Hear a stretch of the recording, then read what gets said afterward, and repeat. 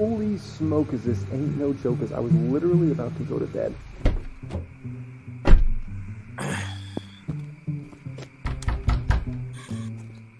Oh my word, look at that. Wow, do we have a lot to get into here today. Woo, woo, woo, woo, woo, woo, woo, woo. Man, oh man, I love it. I love it right now. Now that's a good intro.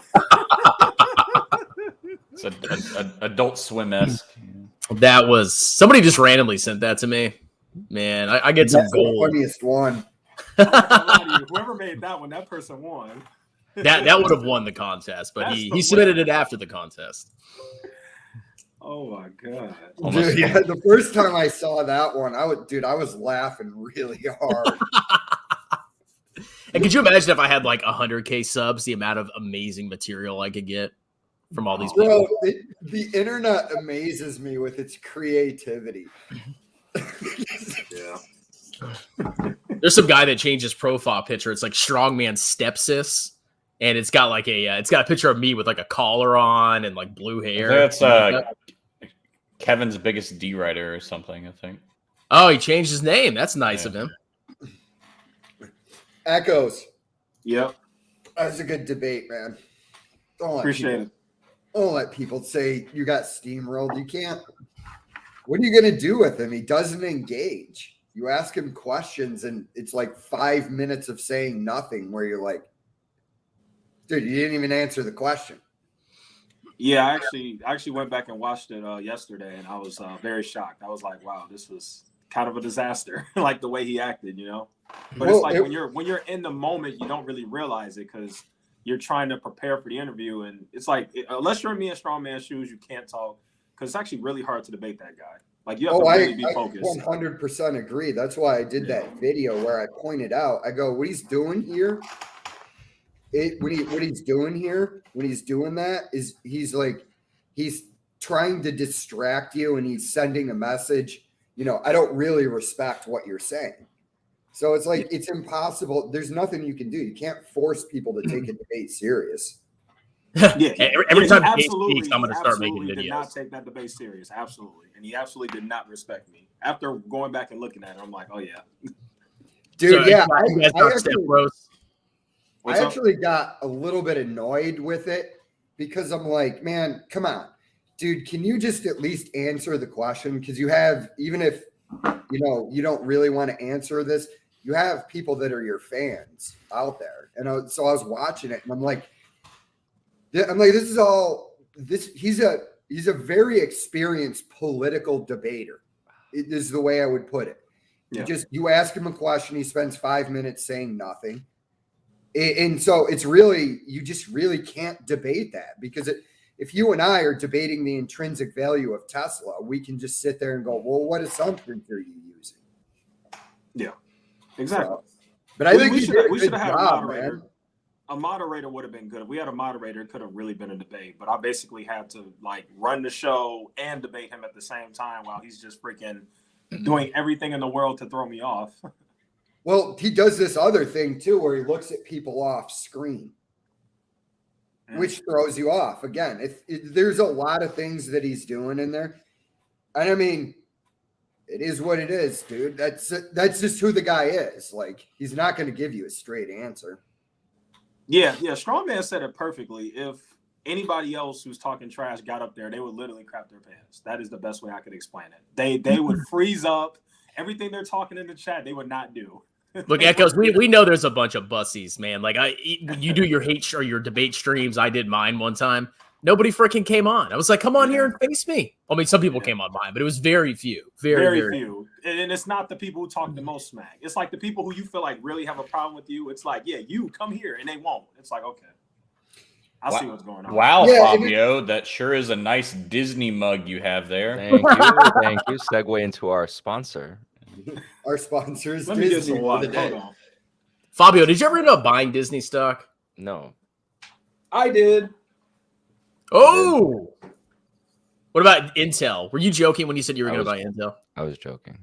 I was like, you dick! Right when I saw it, you're going to buy it. How many live streams ago was it that we talked about it, Jay? Yeah, that was a while ago, and I didn't listen to you, and I bought $300 worth, and now I'm broke. I'm gonna have to go to the truck stop after work tonight. Yeah, I think I saw AMD has a higher market cap than Intel now, which is very rare that happens. It's happened like once before. Yeah, but is AMD overvalued with that? I think they make better this current price, CPUs. probably. Yeah. Nah, They have a it's much higher multiple. okay, but it's not like I wouldn't be buying it. Yeah, their trailing 12-month revenue is almost 19 billion for AMD, and then Intel's revenue. Obviously, profit matter too, but Intel's at 73 billion. Well, So AMD's a fraction of the size, and they're the same market cap. AMD's also growing though, but yeah, as you said, Intel's 4 times the revenue.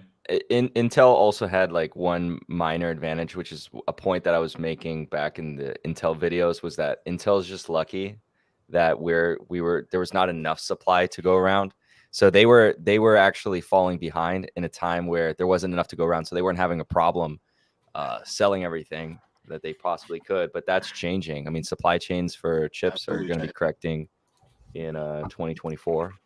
It's now the current projection. It was 2023 back in 2021. 2022 they revised it to 2024. But yeah. I mean, they've been citing, for example, that okay, well, we had basically over ordering from our customers, so they expect like second half of the year to be strong. But one of their strategies is just to raise prices, which is funny, but. Yeah, I could not imagine that absolute destruction that happened with that revenue decline. Yeah, I saw that. I bad. slept on it, and I'm like, I'm freaking out of this stock. That's ridiculous. Yeah, dude. What was it down 17%? That was bad. Oh, you see, Bacon says he joined my channel because of Intel content.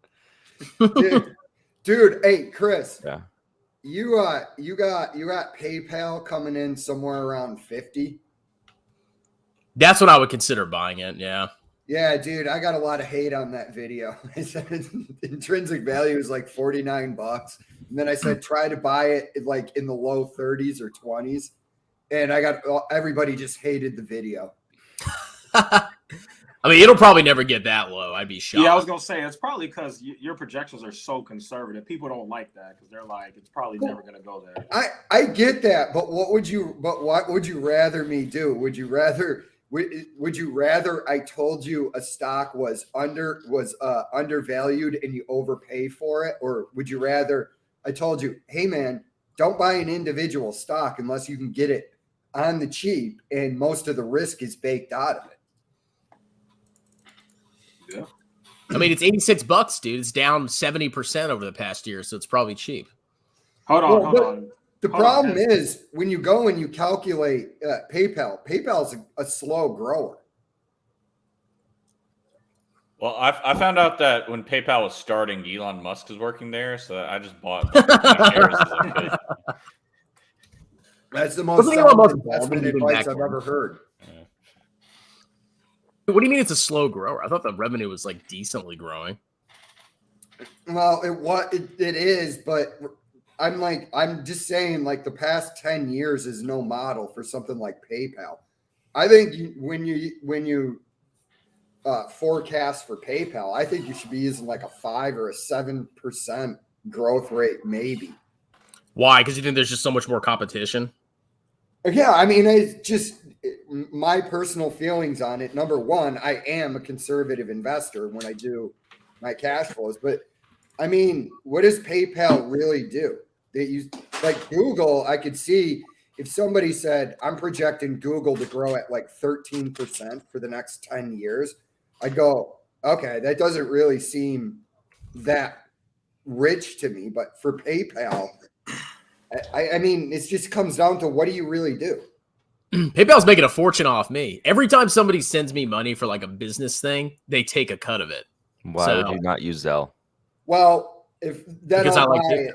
Does Zelle not charge you? No, Zelle doesn't charge you. Yeah, Zelle is a company that all the banks created so that you can just exchange money between bank accounts instantaneously. Like it's so easy. Yeah, PayPal and Cash App, they're gonna wreck you with them fees. I guess Zelle makes their money from the banks, I guess. I mean, I've never even used that. Yeah, how did Zelle make money? There's probably some fees they charge from within the banks, but it's basically part owned by all the banks. So it's actually very similar to, I think, how MasterCard started, because Visa was something that Bank of America owned, and they spun off Visa. MasterCard, I think, was started by the banks as well. So Zelle might one day actually get spun out, just like MasterCard was. But yeah, it's so much easier. There's limits though. If you have a business account though, it's fine. But if you have a bunch of individuals sending you, it's so much easier on Zelle. They just need your phone number or what an email address. Or email. Yeah. So like, well, what if somebody in Europe wanted to send me $50? Would that be a problem with Europe? They got to be part of the Zelle network. If they're part of the Zelle network, that's the problem, I think. I mean, like PayPal hasn't raked me that bad. It's probably like 1% fees. So it's not the end of the world, but I mean, I don't pay wire transfer fees. So yeah, but I don't want something that's Bitcoin limited. Flex. This is where crypto comes in strong, man. Oh God, They can send you Bitcoin. This is where no, I'll think about it. this is where I dump all my money into Celsius networks. Voyager. yeah, I don't know. So sometimes when people talk about the benefits of crypto and application for like the average person, I'm just like, there's already something for that. Is it international transfer of money? That seems like the main point of crypto. That's but that would actually be it, because like domestically, I can Zelle you instantaneously. I just give me your phone number, boom, you'll have it in your checking account immediately. It's not even gonna be. But okay, that's something that can easily come in the future though. So it's not something I don't foresee happening. Yeah. Once we switch to a one world government, it'll be really easy to transfer between countries. Yeah, not one world government. Well, I mean, once the dollar or once crypto 10x's, we're all going to be rich. I mean, the dollar never 10x's. Yeah, so once you might as well Bitcoin use crypto. Once Bitcoin hits $1 million per coin, I think the U.S. is going to replace the dollar with Bitcoin. Oh my gosh, yeah. But I saw someone actually say that if Intel drops the dividend, that they'll be out. I think it was Capital K. I was like, Capital K. They should have done that a long time ago. Oh yeah, with that kind of quarter and that loss, I would not be surprised if they cut the dividend. Yeah, look, they will. I mean, I don't really see any. I mean, you can't say for certain, but I don't see any way around that really. Especially if they have another bad quarter. And that stock will be nuked if they cut that dividend. Like, I think a lot of people own that stock. Oh, it's because it's got a dividend. I can reinvest it. If that goes, that stock's getting annihilated. Yeah, but that's neat. Well, the second question is, what is management going to do with that money? But the other thing is that they're trying to find ways or find capital from anywhere. Like that's why they were flirting with the Mobileye divestiture. And trying to IPO, I think, half of the company. And the thing is, I got a lot of criticism for criticizing that move last year. One thing that was talked about is like, well, we don't really know what multiple they're going to get. Well, it turns out we're going through this right now, so I don't think they're going to get the same multiple that management was thinking they were going to get. And you also have the fact that, okay, you're paying this dividend, you're doing these buybacks. They froze the buybacks. Okay, cool. But you had another $5-ish billion on the dividend. You have to come clean and admit, oh yeah, we effed up.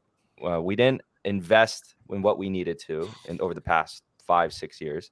We're going to have to make some sacrifices here, and we're going to have to do it as quickly as possible. All right. But management showed that they weren't really up for that. So just on that front, ignore the current situation with the technology difference. It just shows me that because management's your steward of capital when you invest in a business, and if you don't agree with their direction of their stewardship of capital, why would you invest? It makes no sense. Yeah, I will say you pointed out all of this like 2 months ago. Yeah, Fabio could have saved me $25. Should have listened. Actually, we said it. Well, I made a video on it. I did make a video on it, so it was available information. But we talked about it after the stream ended, and I think it was just Cole and Jay, and we were in here. We were just talking about it, so they got the info before the video. But yeah, somebody so you left me out of the conversation. Yeah. No, you had to go. You were like, "Oh, I gotta go. I have things to do." And we're like, Jay- yeah, we have no life, you know. We're just Since you screwed me, you better Venmo me $25 or Zelle. Yeah. Zelle me. Zelle. Everyone calls it Zelly, and that pisses me off. yeah, that pisses me off. Jay, Somebody- did you sell? Did you sell Intel, Jay? No, I'm going to. I only put it was $300. Yeah, I was looking. I was like, even $500, I don't want to lose half of that. Yeah, well, no, it's not. Well, it's not only that. I mean, it's fun money, anyways. For me, when I buy an individual stock, even Baba, I mean, it's just fun money with me. It's I went too far. less on than Baba. It's not 5% fun of my money anymore. portfolio. So Intel isn't even remotely close to 1%. So it's like if I lost it, if I lose it, I just chalk it up to okay. Did you learn something out of it? But yeah, I would hate to lose $300, which is why I'm a pretty conservative investor. So someone in chat's been actually brought up something that I wanted to bring up myself. Have you guys been watching Jeremy's fourth channel that he made? Cole, you can't talk about that. I was going to make a video about it. Well, you can still make a video. In fact, you can I'll save you time. You can just clip this part of the stream and upload it separately. Yeah, but then you'd be in it. That probably hurt my analytics. That's true. I'm just kidding. Jeremy Lefebvre makes money. It's a picture of him working at McDonald's and has 3,000 subscribers. And it's just the same content he uploads on his other channels. So does anyone know why he made a new channel? It doesn't make sense. He already has 2 other channels with like over 100,000 subscribers. That's exactly what I was gonna say. What are you what's up with doing? This guy. No, he has like 3 actually, Strongman. He has 3, yeah. This is the 4th, yeah. Yeah, right. I think this is his 4th. Like he's done this all throughout his career. Like I don't know what's up with that dude. Does he think it's some kind of like algorithm hack? Like, oh, it's a new channel and it's getting a bunch of views, so YouTube's gonna like push it on everyone. But why He's not probably just go just back bored. to using the other channel? Why would you make a whole new one? Just Here's change why. the name of Financial Education 2 or 3 or 4 or whatever. No, here's why. I think I figured it out. So like you play Pokemon, right? You beat the game, and you just want to restart. You want to start fresh. Yeah, exactly. Like start your journey over again. That's probably what he's doing. He's probably just bored. It just doesn't make any sense because he could have made like 10 times the ad revenue money. Have you ever reset your Pokemon game? Yes. That's what he's doing. But I don't make money from playing Pokemon. Actually, yeah, that's like a real thing. You I don't know, like if it can get boring, right? Yeah, If Fabio's there's the Pokemon master, so let's listen. No. No, but like when you're done with a video game and then you're just like so much more powerful than everything else, it gets so boring. Yeah. He's And you not restart. done. He hasn't even hit 1 million yet. How many Yeah, times have you played a new game in Skyrim, Chris? I know you played Oh Skyrim. God. Exactly. Hundreds. So everyone who's played Skyrim understands that feeling. Yeah, Any Elder dude, Scrolls game. Yeah, once your character gets to a certain level in Skyrim, he's basically a god.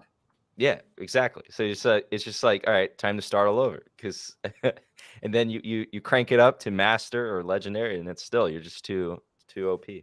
But yeah, maybe that's what it is. I have no idea. Maybe he's been getting he's so much heat on Jeremy Financial Education that he's like, oh, I'll just change names and nobody will know it's me. Yeah. Or maybe he's just desperate because YouTube revenue is drying up and he lived outside of his means. Yeah.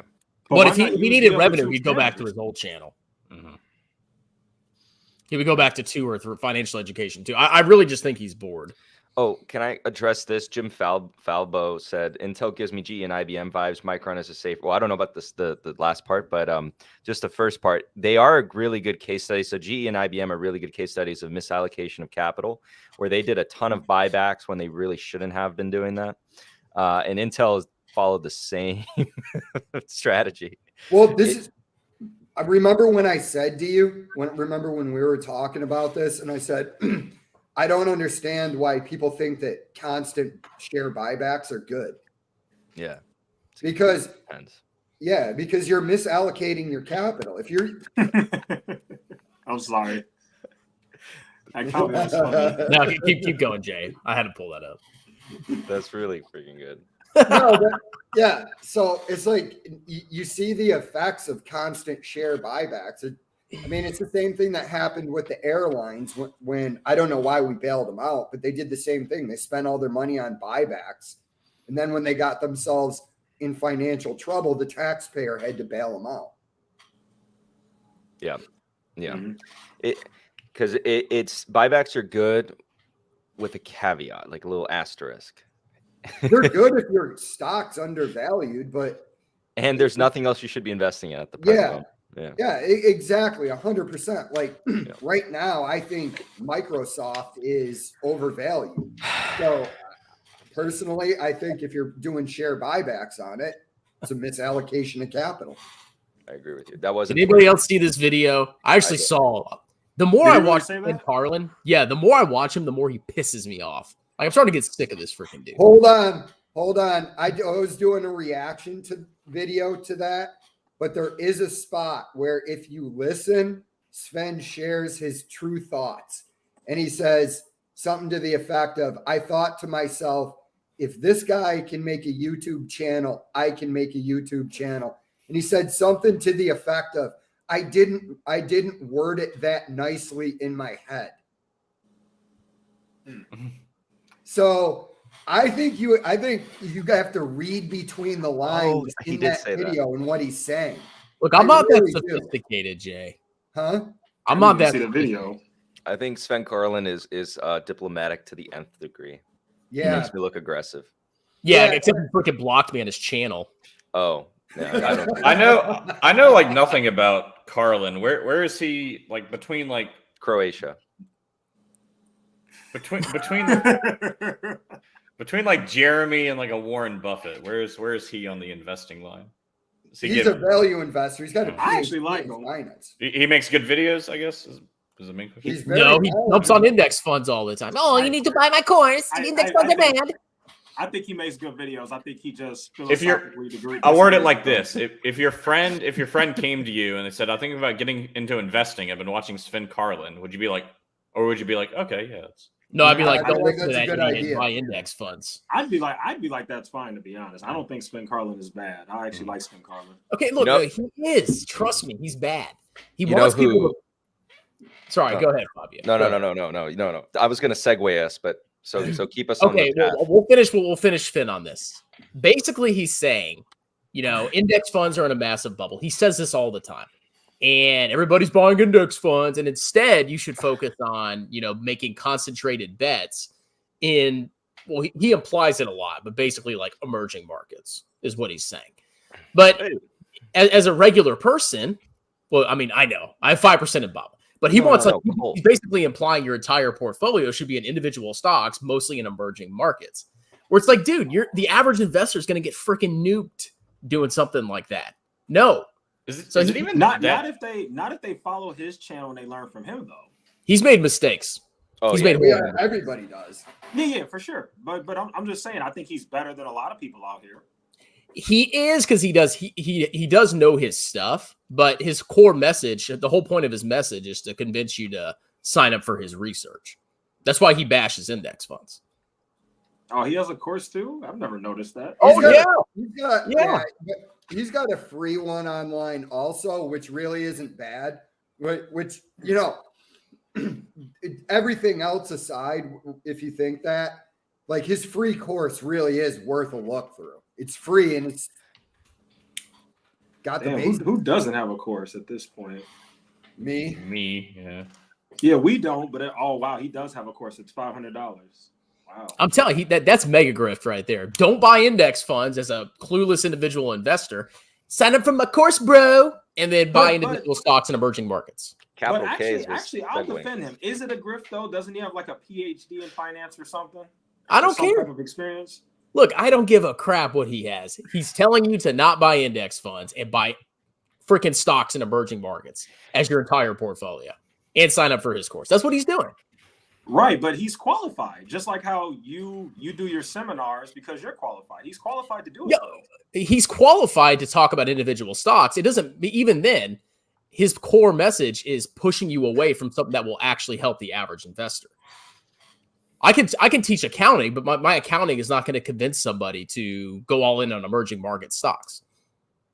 I talk about index funds. That's what I do. I mean, I always say 95% index funds. He specifically bashes index funds because he wants you to sign up for his course.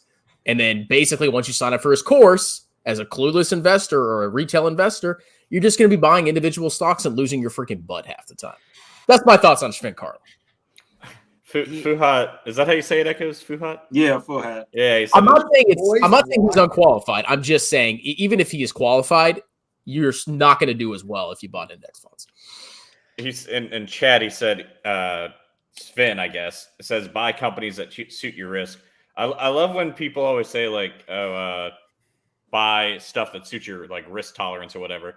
Because everyone who has no idea what they're doing has like an infinite risk tolerance. So like, yeah, I'll just buy anything, and then they always just blow up in their face.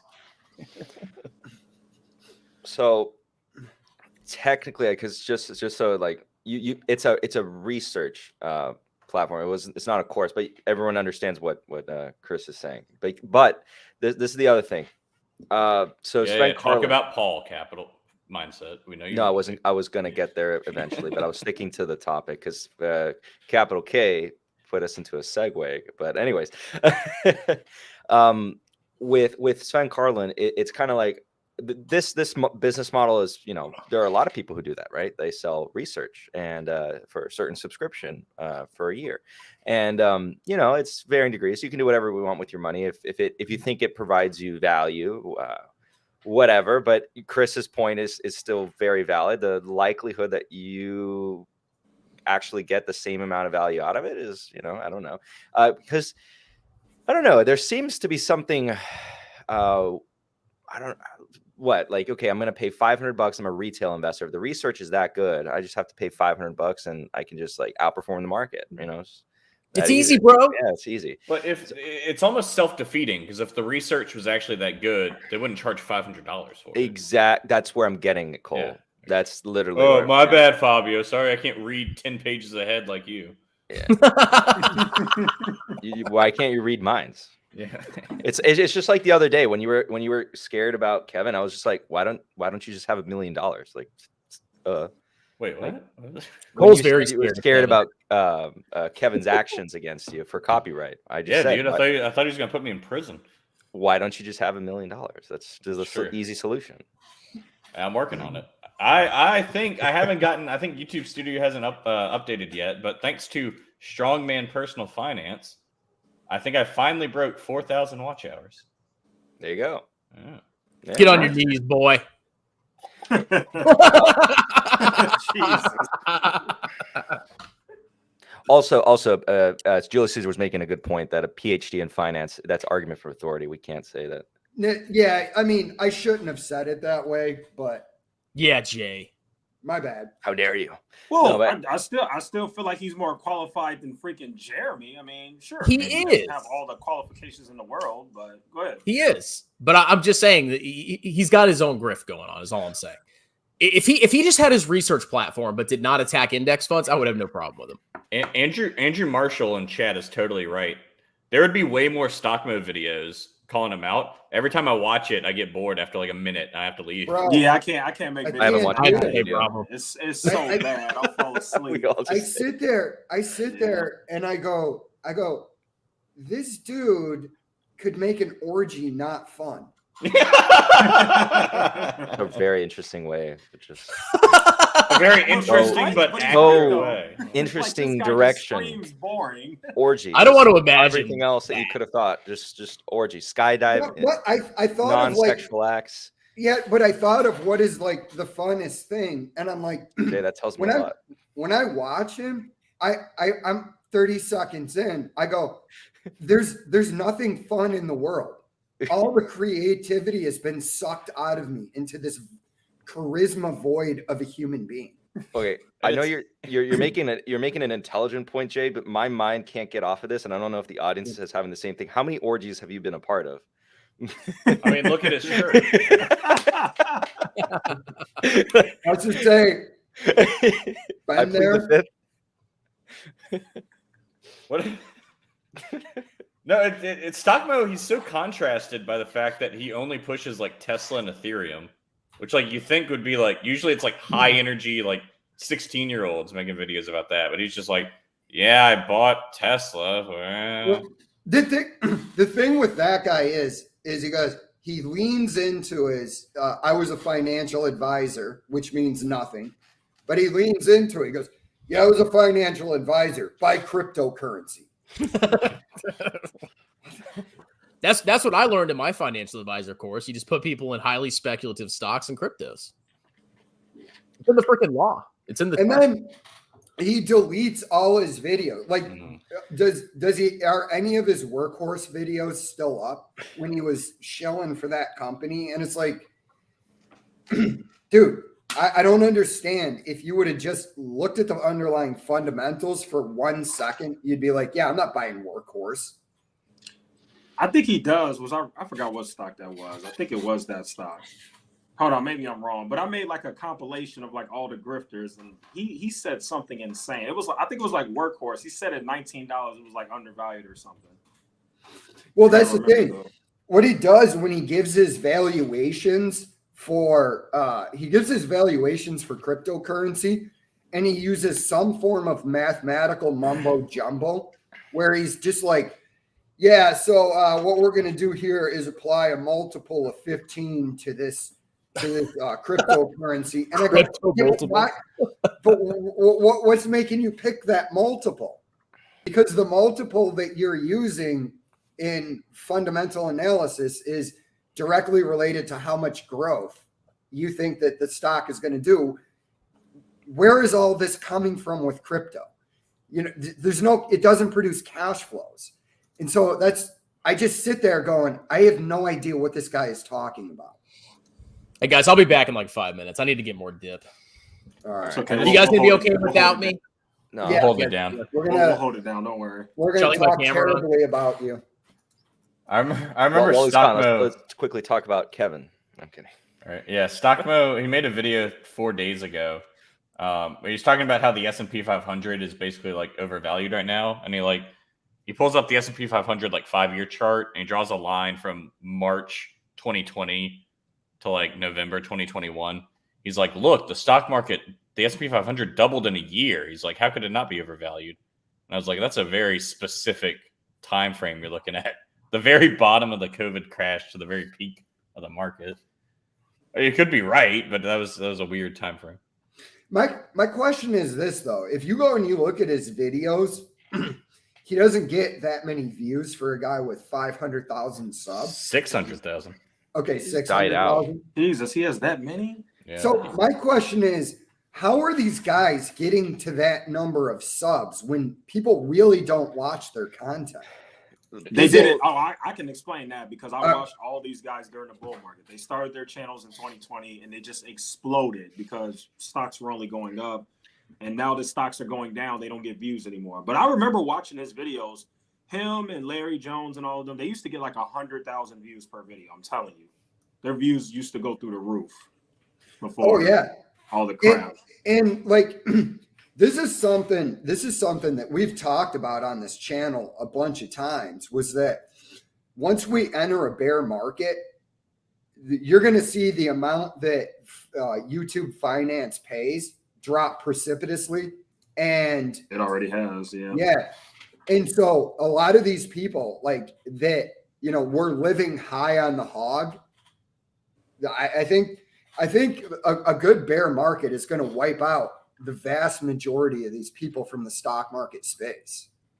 Yeah, honestly, the only thing that's saving them, in my opinion, is that Patreon. If they didn't have Patreon, they'd be finished, because I know their YouTube revenue is declining like crazy. So yeah, I didn't even realize Andre had a Patreon, and he makes like $8,000 a month from Patreon.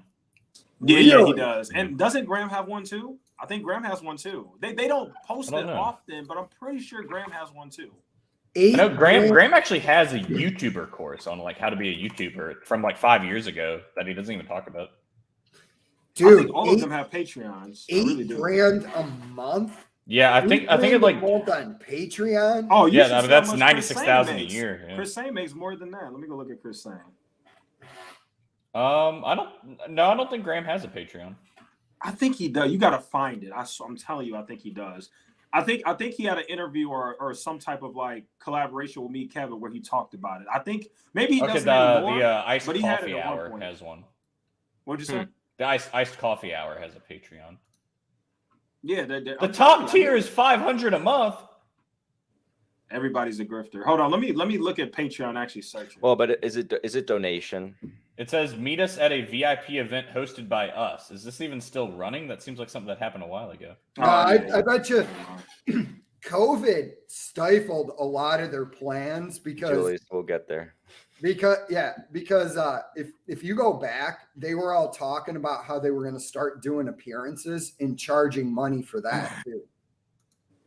And that's so I think like COVID plus the fact that the whole stock market thing is running out of irrational exuberance put the kibosh on that.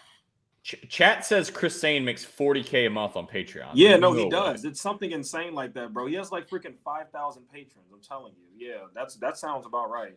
Yeah, he's got 5,351 patrons. What? I guess it's for like killing it. Because even Andre's Patreon, it's like, I mean, it's only like $8 a month, but Andre's Patreon is for you to like see his like buy and sell stuff, which is just like some dividend stock probably. Which is his portfolio where he made it. And it was when he first started making videos, I don't really think Andre's a grifter. I mean, say what you want about the Patreon thing. Mm. If you're charging $5-10 a month, 15 even, to me, I just look at it like, well, if a fan wants to pay you for the content, I don't really think that's grifting. But, yeah, Andre's isn't grifting. It's only like $8. But Andre's portfolio, the first time I saw it, I just go, bro, what are you accomplishing with this that you wouldn't accomplish with VOO, VTI, or VT? But he does own VOO and VTI. And then, yes, he switched over. Yeah, that's even funnier because that actually is how he invests. He owns like 100 stocks plus VOO plus VT. Yeah, and I just have to look at you and go, what is the point of this? The stocks you are buying are not going to outperform the S&P 500 index. So, like, you're spending a bunch of time to get worse results than you would if you just threw money at the problem and walked away. Yeah. I think we talk about this. We talk every week. I think we just, for 5 seconds, we bring up that Andre owns VOO and VTI together. It's kind of funny. But, bro, $40K a month. What are you paying? Yeah, what is the Patreon tier? I'm not gonna lie. I actually think Chris Sane really is probably a multimillionaire. I'm not even gonna lie. He probably is. Correct. I don't watch Chris Sane. Does he day trades options or something? Or he does weekly options. He okay. Does the phone call thing.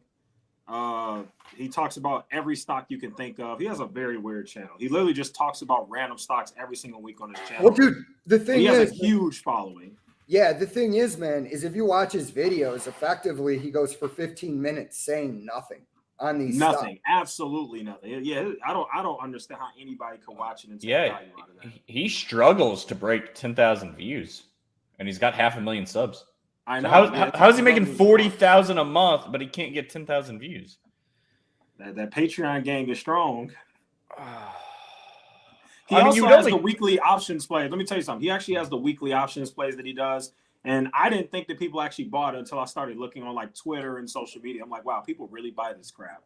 You guys are really making me lose faith in humanity. Yeah. Oh no, I lost faith in humanity this morning when do you guys ever, if you go on Google Chrome and like suggest an article for you, or maybe it's like on your phone or something? I don't read. I got recommended this article. I don't know why I clicked it, just to piss myself off, I guess.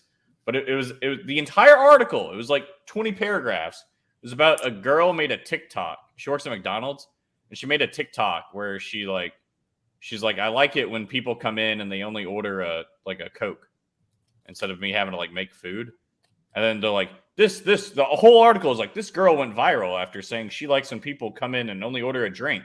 We reached out for comment, but she has not responded to us. What would she comment on? There's not even a story here.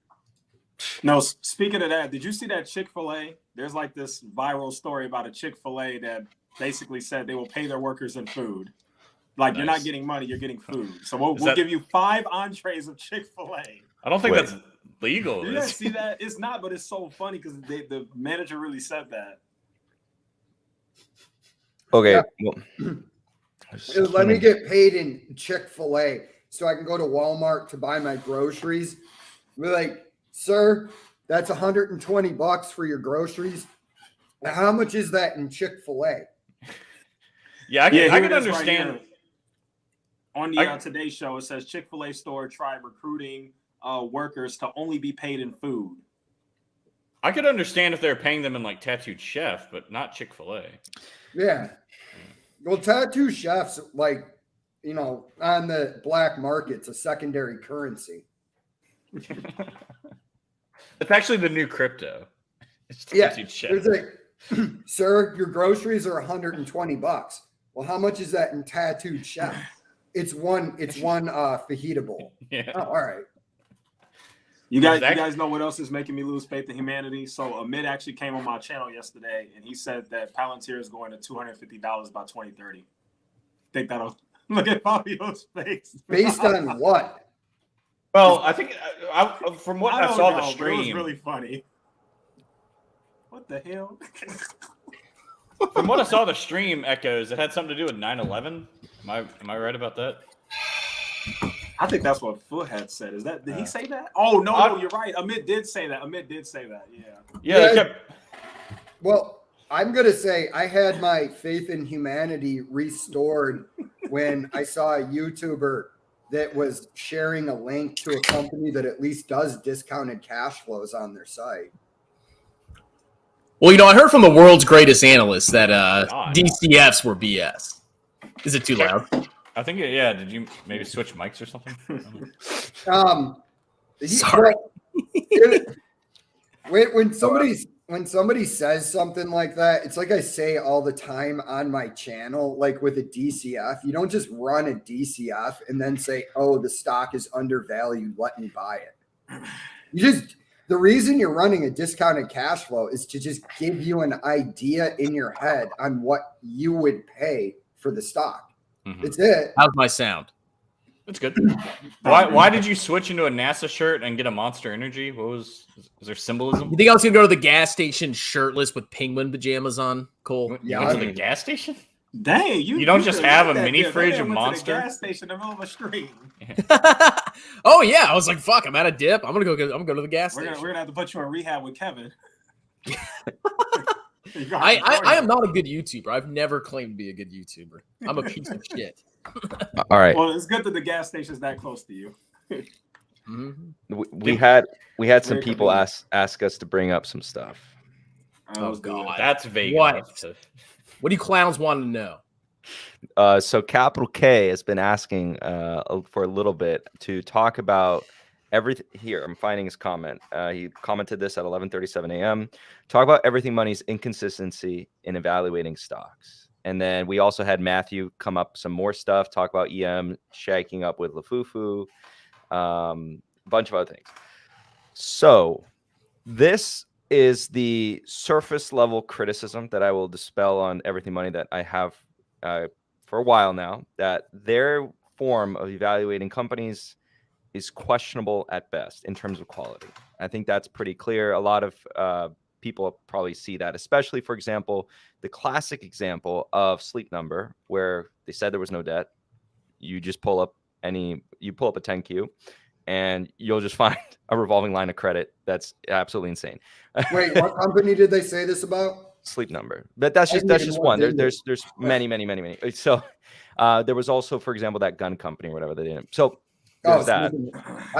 I told people at the time I didn't think it was a good buy just because the whole gun thing is cyclical.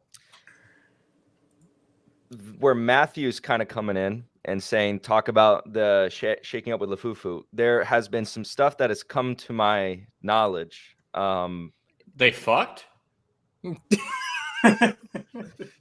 Leave it to Cole. Sometimes I wish somebody would throw a banana at the back of your head. Cole just destroyed the flow. Sleep Number. I think Sleep Number is undervalued. That stock is really slept on. All right, can we let Fabio speak? I'm actually really let Fabio go. What's up, Cole? Cole's gonna turn it into a Cole section. kind of ruined it. Yeah. Yeah, there you go. Get out of here. So it came to my attention. There are a lot of people who have been questioning them for a while now. I'm trying to phrase this in a way that's also like, let's say, politically correct. But I'm talking to a bunch of these people now, and I kind of just went down this rabbit hole where it does appear that their criticism of Lafufu was pretty much done so while they were themselves in a glass house. So they were throwing rocks at Lafufu while they themselves were a glass house. So I'm learning more and more about certain practices that they do that I wasn't aware of.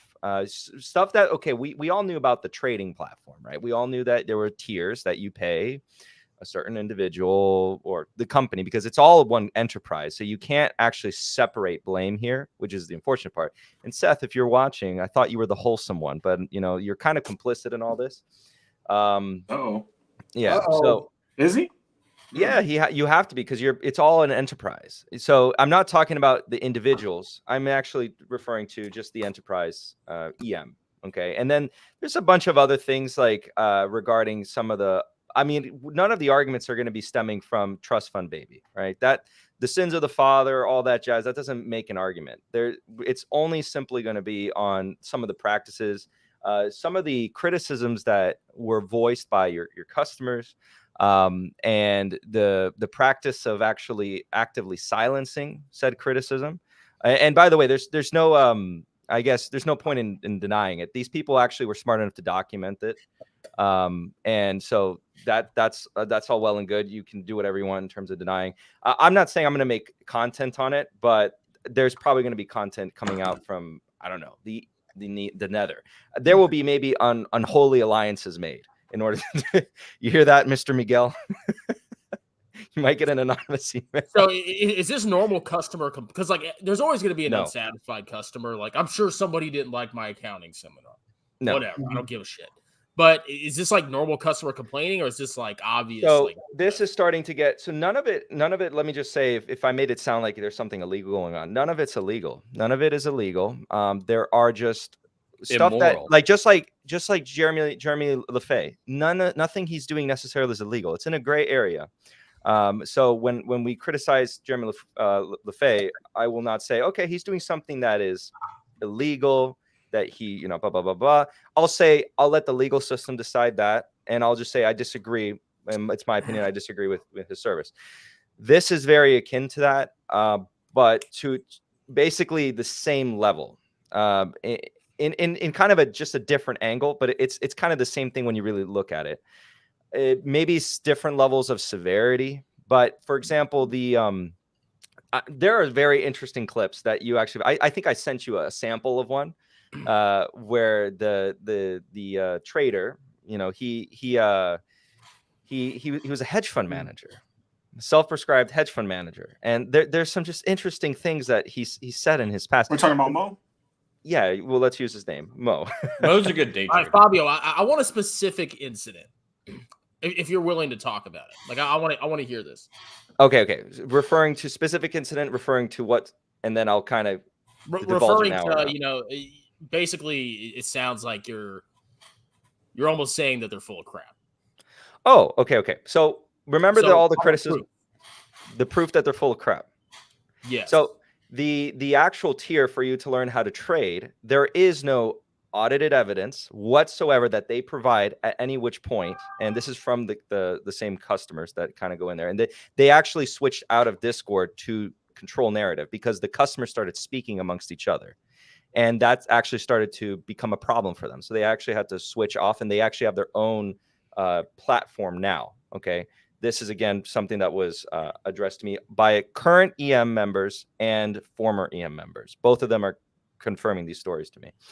And so they did so because they were talking about the platform that they were paying for to learn how to do X. And they didn't even know, like, the guy was losing money. The guy was losing money, but claiming to make money. And so there would be trades that they would participate in. And he would say that he made money in the same trade that they all participated in, but they all lost money. So the blame was always on the customer. The customer's always, they just didn't do it right. It was always like that excuse. They didn't do it right. They're just not listening to him. And so he's a pro trader. He makes a ton of money, and that's how he made all his money. But you're paying for service. And this is actually for everyone. If you're paying for a service where an individual is asking you or telling you, I'm going to teach you how to make more money, it is always within the right of the customer to ask, hey, can you just like show me that you use this strategy and you made money from this strategy? Like that's within your right. Because that's like what the service is, right? Why would you don't even know who's teaching you at that point. It's could be some random schmuck that just started. And by the way, there's actually, I haven't corroborated this yet, but there's some claims that he actually learned this from a podcast, and it's just trading strategies from this podcast that already exists. And the guy just watched a couple episodes, and he just literally just copied their strategy and just says, "This is what you do." But anyways. Fabio, say what you want about Paul. It's impressive they can run so many businesses though, all at once. So that's some other things that I've been receiving about that, which makes it more interesting. Let's pause real quick, okay? Yeah. So is the majority of the criticism coming from the trading portion of the business? So the trading portion of the business, yes, exactly that, and the above ones, where Paul apparently was charging with annual commitments to some basically consulting thing where he's. When they started, I never thought the trading thing was a good idea. And I thought the whole time that it was going to blow up in their face.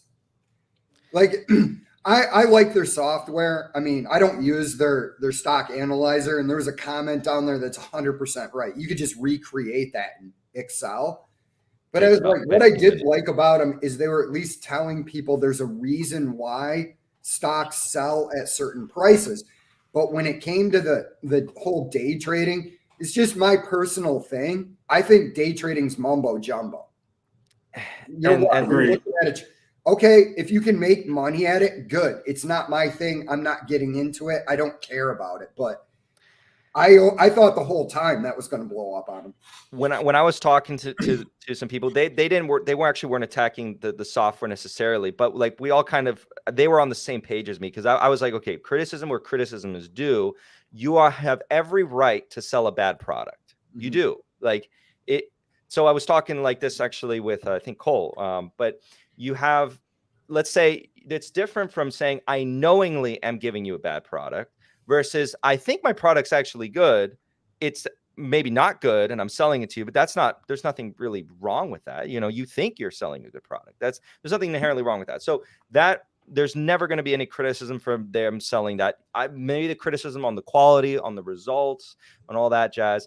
And then we kind of get into some interesting other parts, but because some of the commenters were mentioning this, which was Paul's historical opinions on certain investments that all of them, they basically screenshotted everything. So even if he goes back and deletes those articles, it's there forever. It's going to exist forever. But he has a Seeking Alpha thing called the Capitalist Manifesto. And then you can read all his articles. He was adamant about Amazon being a terrible investment. And he was, I don't remember if he was short or not short, so forget that. But he was adamant that it was a terrible investment back in the olden days, and saying like, people are overly excited of Bezos and et cetera. And all they do is sell books. Yeah. Well, Amazon's a great company, but I wouldn't buy it at these valuations. All right, someone is confirming that he was short. He was. That's about his height. Oh, my camera. Okay, so the whole thing with everything money, like, yeah, I think the trading thing's freaking stupid, and they should get rid of that. And the higher tiers, I don't think you need to pay for that, any of that. But for $30 a month to get access to basically Morgan Stanley, I think the Morgan Stanley's their input. I think to get access to financial data from, or not Morgan Stanley, freaking is it Y Charts? No, it's not Y Charts. It's Morningstar. Morningstar. There you go, Morgan Stanley. And to get access to a Discord. I don't think it's a not anymore Discord. What's up? Not anymore Discord. No more Discord? No, they switched over to a native platform again because there was a problem because the customers were all talking to each other. Okay, so on this new platform, they're customers can't talk to each other anymore. Like there's no community. It's DMing. They can control the DMing. So this is again. So I went down the rabbit hole. This actually just started because there was a couple subscribers. I have a lot of subscribers that I guess are former EM fans, and even current. Actually, I know that there was actually a lot of current, and they were sharing their experiences, and then they started to say some things that I'm like, okay, well, I can't really ignore that. Like again, this information we just compiled and sent anywhere into the neither unholy alliances be damned if it needs to get out there, because the consumer needs to kind of be aware of some of these things before they engage in commerce with them. If you want to pay for the trading service, I mean, it's your money. Go do whatever you want. It's not illegal. None of it's illegal. It's kind of the same thing as Financial Fortress. They're the same thing. It really is. And so the only separation I have is that, think of their Everything Money software as Hungry Bull, right? But you're paying for it. And you're getting, like Chris says, you're getting Morningstar's information. How much is Morningstar's information? I don't really know. But there's also I've never bought it, but it's got to be more than $30 a month. I can't imagine it's cheap. Yeah. There's a lot of other services that kind of do the same thing. But regardless, it's kind of like that part, if it was in isolation, I don't think I'd have any issues whatsoever. But because it's an enterprise, and I have to look at the enterprise collectively as an enterprise. It's like, imagine if Capital Mindset Holdings LLC has a very questionable business line, and then you're just going to be like, well, Fabio is a great guy because he's doing he's doing this on the side. He's donating to charity. Capital Mindset Holdings LLC is donating to charity. But he's all over here, and let's say I have like drug trafficking or something, and let's make it extreme. You wouldn't say that Capital Mindset Holdings LLC is a moral, outstanding company. Yeah, you have to look at the enterprise as a whole. So if they just had the software, no issues. And I think like I would listen to the subscribers who say like, oh, their software is bad. I'll be like, yeah, but it's all within their right to sell that. If people want to pay for it, people can pay for it. Even if the Discord thing, technically, that's not an issue in isolation. It's when some of them have been kind of duped. So they did actually some tactics where they were, some of their members, not their members, but employees of theirs, were kind of seeing what people would say.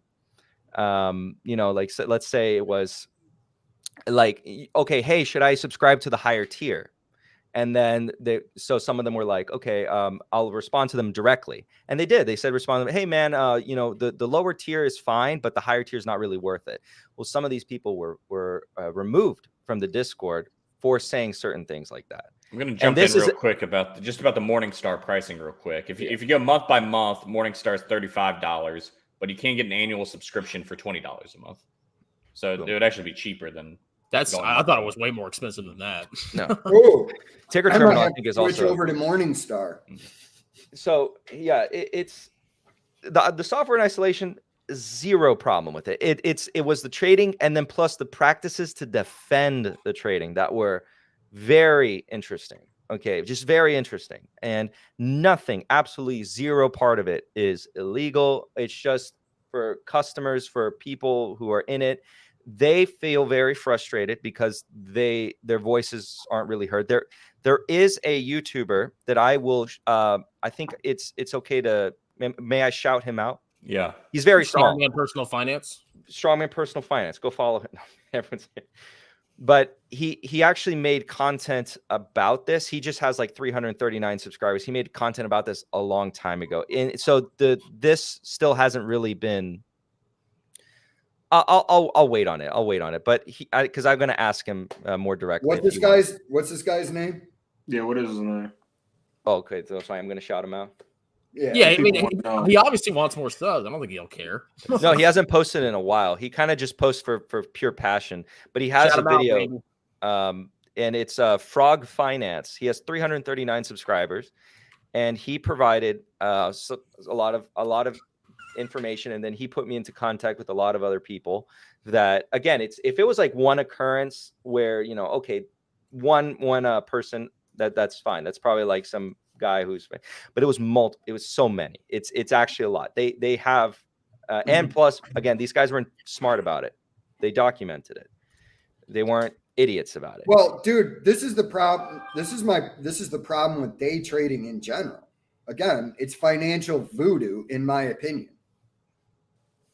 And I like, that's why I say, listen, it's your money. Do what you want to do. I'm not going to day trade. I think it's financial voodoo. You're probably not going to change my mind on it. But if you can make money doing it, go make money. Yeah. But I just think the vast majority of people aren't going to make money. And when they were talking about like this process they have with day trading, that if you just follow the process, and I was just going, it doesn't work like that, man. Mhm. Because you don't know what the other people in the market are doing. Yeah. You Yeah. can't predict it. You know, who would have predicted? Who could predict? We'll just take a hypothetical company. Its revenue drops and then the stock price goes up. Mm-hmm. There's no way to predict that. So I always, like I said earlier, I'm just repeating myself now. I thought they were going to get themselves in trouble with the day trading aspect of it. Because it's going to haunt them. Because stock picks are just this. I'd look at anybody and be like, if you had a solid reason and thesis on a stock and you get a stock wrong, okay, that's gonna happen to you. If you pick enough stocks, you're gonna pick bad ones, even based on good underlying fundamentals. So I get annoyed when people bring up like somebody's 1 or 2 stock failures. I have, for the first time, I think, an actual good discussion topic. Okay, I'm doubting this. So let's say young investor, he's in his 20s, and he says like, hey, I've been watching a lot of Warren Buffett, so and so. He's like, I want to try picking stocks, and so he thinks he can beat the market and stuff. So after 1 year passes and the market returns like 10%, he returns only like 3%. So he didn't beat the market, but 1 year is not enough evidence. So you shouldn't quit just because of that. But you also can't go your whole life losing to the market thinking you're going to beat it. So at what point would you tell somebody like, okay, clearly this isn't for you, you need to call it off? Like 5 years, 10 years? Well, it would all depend on how much. If you're day trading and you looked at me and you go, bro, you only use money that I'm willing to lose, have at it. Like if you're saying 1% of your portfolio is to day trading and you're having fun doing it, well, there's a lot of other hobbies out there that cost a lot of money too. So, but I mean, if you're trying to set yourself up for retirement and you're doing day trading. Well, not day trading. I'm talking kind of like a Jeremy or a Paul. Not that they have the same investing style, but just like 100% of their portfolios in individual stocks. But they keep not beating the market. When should they call it quits? I don't think that you should ever do that. So I would just say, I don't think you should have your whole portfolio in individual stocks. Unless, or even a big portion of it, personally. Yeah, I mean, here's the thing. It's not that I don't think that most people, if they really devoted themselves, couldn't get 1 or 2% more than the market. I think that it's just a question of time. If you work a normal job, 40 hours a week, you don't have the time to constantly be doing research. May I Fabio, what you got? Yeah. Well, it's with regarding to that, everyone's going to be, I think, different. And I think, like, to a huge extent, I'll say that our past experiences kind of color our future, I guess, thoughts and experiences. So like my past experiences, they definitely 100% influenced my thoughts today. But real quick, I also wanted to address the Gil. So Gil, remember, don't make arguments from, the sins of the father or whatever. Make arguments strictly on the individual currently at present. And the thing with Julius, because a lot of the subs say they call Joseph Carlson Joseph Bubbleson. I didn't come up with that name whatsoever. It's a very clever name, I guess, because he seems to follow the same pattern. But Bubbleson, see, there we go. Carlson. No, that was Carlson's also a good example. Like, would you tell Carlson to hang it up and buy index funds? I would have told him that from the beginning. I would have. Yeah, I did a video. I did a video on him where I said the same thing I say about Andre Geek. I said his portfolio isn't bad. Looking at, and I didn't go through and do analysis on every stock, but his portfolio didn't look bad. I said, I don't know what you think you're accomplishing here that you couldn't accomplish with a low cost ETF or, index funds, specifically VOO, VTI, or VT. I don't understand why you're putting in all this effort for what is probably going to be inferior gains. Yeah. But the ironic part is, if I think I brought this up before, maybe, but if Carlson like switched to index funds, everyone will stop watching his channel, so he'd actually lose money on that. So even if he buys bad stock picks, he's making so much money from making videos about them. That really is the key. You're right. Yeah. I don't necessarily think so. I think because he does do a news aspect, because if you do a finance news aspect, you're never going to run out of content, and you don't actually, because he mixes that in.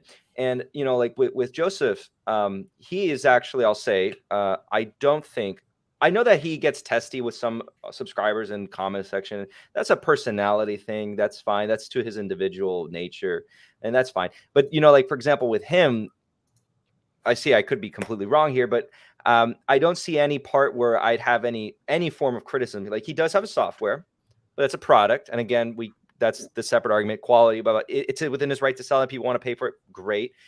He has every right to be wrong in his individual investments. And he's not necessarily, to my knowledge, he is not offering a service where he's saying, pay me money and I will tell you how to make more money. He's not doing that. So that's fine. Well, I agree with you. I don't have a problem with the dude. That's what I even said in the video. Like I said in the video, I said, I mean, it's like for me, it's the same thing as PPCE. Yeah. I don't think the dude has bad, like, overall, when I'm just looking at that, doesn't mean that if I was going through there, I wouldn't find a bad stock pick. But again, everybody makes a bad stock pick. Yeah. But it's like, I just look at it and I go, okay, again, what are you accomplishing that a low cost index fund wouldn't accomplish? Yeah. Yeah. It's, but yeah. So that summarizes. If one of the EM members probably watched that and they got pissed off of what I had to say, I'm not necessarily going to make a video on any of this. So this is probably like I'm wondering if I am, but the information is going to get out there sometime, and I think that's to close off this topic. I think that's why they close the hatchet, so to speak, with close the hatchet. Yeah, or whatever. Bury the hatchet. Close. Yeah, I'm not. Yeah, that video they did, the EM video where he goes, Paul was going, well, he does say a lot of value investor stuff. I just go, okay, but look at what he does, dude. That's your terrible. Oh, yeah, okay. I'll stand corrected on him. I was unaware of that, but I looked at his portfolio like a year and a half ago. And I mean, I haven't even watched one of his videos since. But again, I go, with all his stock picks, even if they were great, I go, hey, what's going on?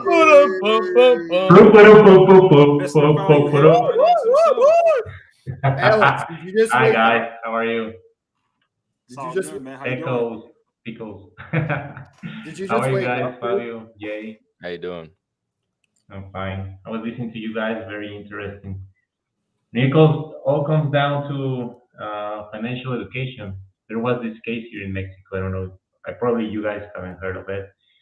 An actress called Veronica Bravo lost all her money because everything was in a savings account.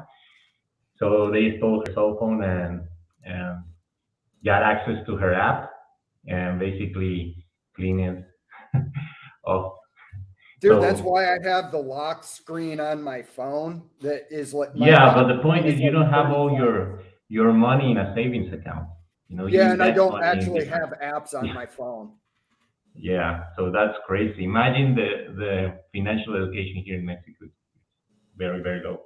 So I was talking about it in my channel and it was a big thing here in Mexico. I just wanted to contribute with that part of information because it relates to what you guys are saying, which is basically people don't know what to do because they don't know. Yes. No. Alex, are you Italian? Yeah, Alex is the ultimate Italian by way of Mexico. Yeah, I probably have some roots there, but I haven't investigated it.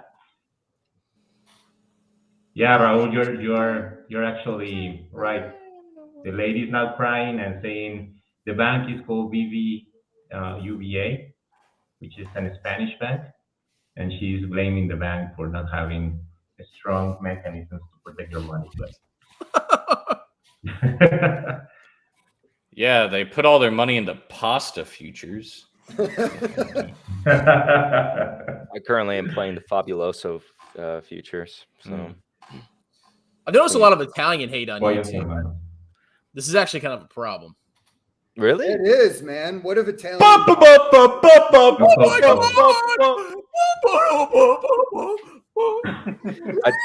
oh yeah, for that, yeah. Yeah, Capital K. I promise you that you see that this super chat because of we talked about what he was asking about. Do you know how much dip Strongman can buy for $9.99? Not much, I think. I don't know. How much Right, right. That stuff is All right, not look, cheap. like I'll say this 1,000 times. YouTube gets a cut, then I have to pay taxes, so I'll get less than half of it. He has So I to could send. probably He has get to send me 1/10. 20%.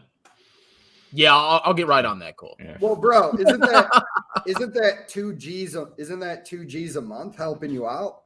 Yeah, how's that going? Yeah, it's done some wonders, but every time I get a raise, I just spend it all on BS. So Well, Chris, I know this is going to bother you, but I'm going to announce it on this channel. Meet Kevin. Meet Kevin has loaned me $150K to start a dog food company. Me, Kevin quit YouTube. We should Me, talk about Kevin, that. and I are we're going to be business partners. I heard dog food was highly profitable. You can make like $150,000 of bottom line profit every year. Well, dude, that's what really got Kevin and I into the whole dog food thing. We were talking like step cousins, like step cousins talk. And he just looked at me and he goes, Jay, you're so passionate about dog food. I'm going to loan you this $150K for the startup and we'll be business partners. Well, I heard most dog food sales aren't even to like real people. It's just bots buying it. I've heard that too. That hasn't been my experience in the dog food industry, but I mean, who knows? Maybe I'll find out that cold hard fact. Well, make sure to pay your taxes. Oh, it's Well, if still there's one group of people I stay on the right side of, it's the IRS. Yeah. Well, thank you for your donation, Capital K. And no, I'm not giving anything to Cole just because he asked for it. Everybody else will get $1. Moonshot. Go back in the video. What kind of channel?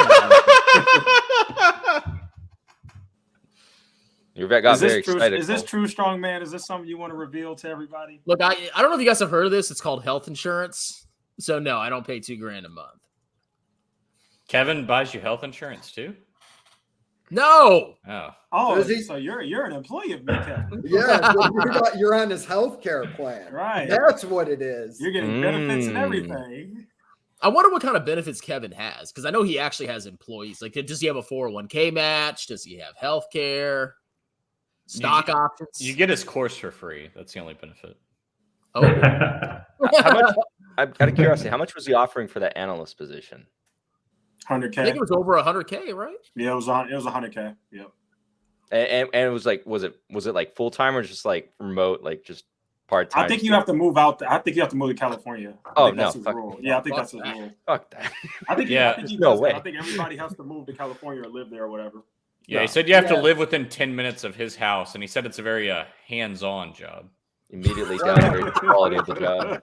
Well, dude, the truth is that you actually have to live in a tent outside his house, like a good Californian. You guys see, we moved on, but people are still talking about EM. No, they're upset. Yeah, I don't know much about everything money. I've never really looked into this. So I don't really have much. I'm getting kind of like dragged in. I wasn't like, I don't make content. That's not like my style of content. Damn, dude ran out of dip. Dang, strong man, you're going to get more dip? Jesus. Dude, the whole grifter slayer thing is getting old anyways. I told my wife not to come in the garage, and what happens? The fucking garage opens. But then she closed it. She just runs strongman over. She just goes, boom. You see a car plow into him. You're like, what just happened? Strong baby hit the accelerator. Yeah, what was she driving drunk? And the funny thing is, you can't like I couldn't turn off the stream, so you would just see me bleed out. My wife screaming, you know. Yeah, no. Somebody in chat said like The Simpsons, or just see Strongman run inside and like get on the couch. Yeah. Hey, That's a hold on, downside Nico. of the office in the garage. No, dude. With the whole grifter slayer thing, Yeah. I'm bored of it. You don't want to be a grifter slayer anymore? You're hanging up the cape? I just don't want it to be the primary thing that I do. Yeah, me neither. At a certain point, it's like, okay, but I like talking about stocks too. I don't have time to track down every grifter on YouTube because I think a lot of them, fortunately, are getting their comeuppance now that their views are dropping. Yeah. Yeah, I hit level 99 Grifter Slayer. You do it with your latest Andre Geek video you did. That was a good one. That was a great video, dude. Aww. Yeah. Round of applause from me. What a great video. Wow. Well, you owe me so That makes much it- for sharing You that just made video. it sad. Yeah. Am I the only guy that shared it? Please cut. Well, Echoes is the only one who commented on it, but Strongman did share it, so they're even. I watched it. I watched it. Oh, there you go. There you go. I watched Yeah. it too. Does the dislike count? I liked it. Oh, does it dislike? Yeah, I like that. Hey, did you guys fix your problems with the bots or? Not me. Echoes, you're getting better, or Echoes, don't you have like 100,000 subs now? What? Really? no? But I guess if YouTube doesn't say anything about it, you should be fine. I wouldn't worry about that. Yeah, I think I YouTube still just- have like 200 bots Yeah. subscribed. Well, actually, Strongman, I think you have like 7,600 bots. Yeah. Yeah, dude, I felt left out of the whole bot attack. Me too. Oh, trust me, you don't want No, that. but problem. No, I know. I You wanna be really left- don't, dude. I thought that whole thing was lame. I was like, what? Whoever did this is a complete raging dork. Not whoever. Yeah. The You know, dog- everybody knows. Yeah. He Nobody knows who absolutely did that. No question. I mean, I tried to do like an admission that it was me, but no one's believing me. So it's just whatever at this point. Yeah, I mean, it was Fabio and I, even though I have no idea that I didn't even know you could do that. Yeah. Yeah. I had no idea, I would show like the website that also has just so happens to have like the maximum amount that, they receive. Like just I wasn't that smart. I was Well, too dude- dumb to realize. Dude, whoever organized that bot attack is basically like a strategic genius. Yeah. What a brilliant villain. Go on YouTube and reveal your master plan and then try and pawn it off. Like, they must have bought bots. Let me show you a hypothetical website where you can buy bots. With a 40% off coupon. And Right. here's me putting in my credit card. And credit card. I legit paused. I paused his video and I went through it to try to see if like you could see like some login info, but there wasn't any. One thing I want to also say, because this is an update for the last week, Strongman taught me something this week about you guys are all clowns, by the way, shirtless clowns. Okay. Except for me, I wasn't in that video. I No, wasn't in that video. I don't I'm not a deny. part of that. no, but so like that guy, I didn't know like the stuff that he talked about. I was like, dang, bro. Right, clown? box. Wait, If you want to identify a real clown, go on their YouTube, look at their oldest videos, and just see what they talked about, and you'll know what they're really all about. You're talking about the fine arts professor that knows stocks, apparently. Yeah, and I'm finding out, is he still a professor? I still don't know that because okay, so like No, I'll he's come not. out and admit exactly. I'll come out and admit like when I saw his video first, I didn't know anything about him, so I was just like, all right, I'll comment and say like, oh, do you wanna chit chat? All right, so I commented on his video, but then I didn't see your video, Strongman, until after. Then I saw your video, and I was like, okay, in the reverse, that is a guy I definitely don't want to associate with because that's just clownery. Well, I mean, I knew he was some kind of scam because he always said, "Oh, I used to be a professor and I want to open your mind," but he never said what kind of professor he was. Are we talking about the guy who likes Mike Stathis? Yes. Oh, that was great. That was the best Who took screen that capture photo? I ever had in my life. That was great. That was really good. When I saw that, oh my gosh! And he's like, "I'm a fan of your work." If anyone's out of the loop, Mike Stathis commented on this guy's channel, and the guy responded. He's like, I love your work. I appreciate it. Yeah, there's a whole lot of his work that I fundamentally disagree with. Yeah. And there's a certain group of people he doesn't really like that forces me to not like him because of that. I don't know what you're talking about, Jano. Yeah, Fabio emails him all the time. No, dude, I was wondering because I watched some of that dude's videos and I was like, he was talking about how I was confused because he was talking about finance or related topics, but also talking about having scripts stolen in Hollywood. And I'm just sitting there going, you know, a real easy way around getting your script stolen. Mm-hmm. Go to an online website and register it and copyright it. That way, if a studio steals your idea, you just go, no, here's the date I wrote this.